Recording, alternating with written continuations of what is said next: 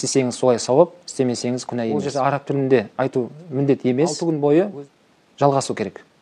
Ассалаумағалейкум қадірлі жамағат.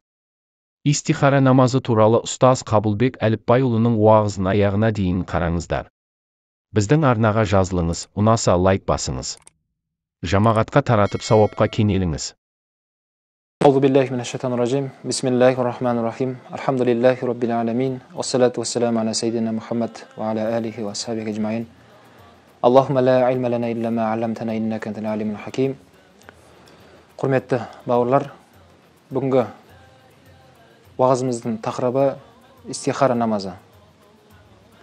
Истихара деген сөздің мағынасы Алладан көмек сұрау.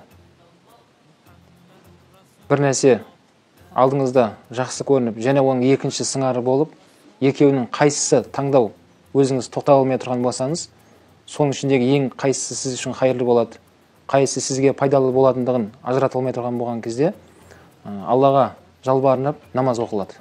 Осыны истихара намаз деп айтылады. Бұл жайында Алла Сүбхану Құран кәрімде аузу биллахи минаш шайтанир ражим вастаину бис-сабри вас-сола дейді. Сендер Алладан сабырлықпен намаз арқылы көмек сұраңдар дейді. Демек, осы аяттан қарайтын болсақ, Алла Тағаладан намаз арқылы көмек сұрау осы истихара намаз деп айтылады. Бір нәрсені оның қаншалықты бізге пайдасы немесе қаншалықты зиян екендігін біз ажырата алмаған кезде, балгерлерден немесе палашатын басқа адамдарға жүгінбестен бірден Алла Тағалаға жүгіну керек. Ол истихара намазы арқылы орындалады. Истихара намазы оқылатын сәттерін ғалымдар айтады, мұстахаб болып есептелінеді. Яғни істесеңіз солай сауап, істемесеңіз күнә емес. Абзал деп айтылады. Ұйқыға жатар алдын оқылса. Ұйқыға жатар алдын 4 ракат сүннет намаз оқып, екінші бір риуаятта 2 ракат оқылады деп ғалымдарымыз осындай сөздер айтады. 2 ракат немесе 4 бас намаз оқып, және екі жаққа сәлем берілгеннен кейін истихара дұғасы айтылады. Ол жерде араб тілінде айту міндет емес, өзіңіздің қазақ тілінде Алладан сұрау керек. Оның мағынасы былай болады: менің алдымда тұрған осы мәселе егер мен үшін жақсы болатын болса, мен үшін хайырлы болатын болса, мен үшін пайдалы келтіретін мәселе болса, Алла маған оған жақындата көр. Егер осы мәселе зиян алып келетін болса, оның арты қайғы қасіретке ұласатын болса, мені одан алыстата көр деген мағынадағы дұға. Осы дұғаны өзіміздің қазақ тілде айтып, Аллаға жалбарынып, сол намаздан кейін дәретін бұзбастан бірден ұйқыға кету. Ғалымдар бұның жауабы мынандай 2 жолмен болады дейді. Біріншісі, Алла Сүбхану ва Тағала соның, яғни жаңағы истихара дұғасында оқыған адамның сұраған мәселесін жақын арада оған дұғасын қабыл етіп ол беріледі.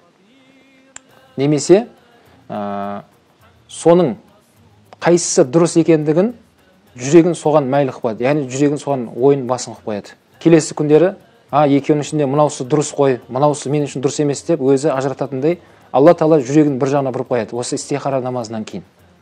Ғалымдар айтады, егер осы бірінші намаздан кейін қайсысы ол үшін пайдалы екендігін ажырата алмай, оған ешқандай белгі келмесе, бұл намазды 6 күнге шейін жалғастырған мұстахаб болып есептелінеді. Яғни 6 күн бойы жалғасу керек.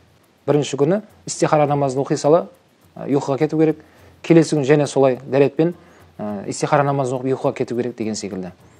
Біріншісінде жаңа айтқандай, не оның Алла Тағала түсінде оған сол нәрсенің дұрыс екендігін бір белгілерді көрсетеді деді. Соның қайсысы дұрыс, қайсысы бұрыс екендігін, немесе ұйқыдан оянған кезде оның жүрегін соған жақындатып қояды. Осы нәрсе дұрыс қой, мына жағы дұрыс емес деген секілді.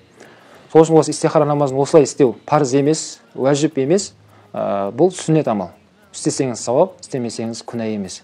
Бұл да Алла Тағала біздерге осы өмір тіршілігінде бір таңдау ерік алдымызға келген кезде Аллаға жалбарынып, осыны Алладан сұрайтын болсақ, Алла Тағала бізді дұрыс жолға, соның дұрыс бағытын көрсетеді, оның арты біз үшін хайырлы болады. Біз Алладан осыны сұрауымыз керек.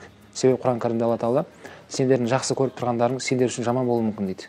Немесе сендердің жек көргендерің сендер үшін жақсы болуы мүмкін. Біз қайсы нәрсенің хайырлы, қай нәрсенің дұрыс емес екендігін білмейміз. Сол себепті истихараның мағынасын жоғарыда айтқанымыздай, бұны Алла Тағала тапсыру. Соның ішіндегі қайсысы мен үшін хайырлы екендігін Аллахым маған таңдап бер, өзіме, жүрегіме соны жақын қой деген мағынада. Ва ахир дағуана алхамдулиллахи роббил аламин. Ва салату ва саламу аля саййидина Мухаммад би рахматика я архамар рахимин.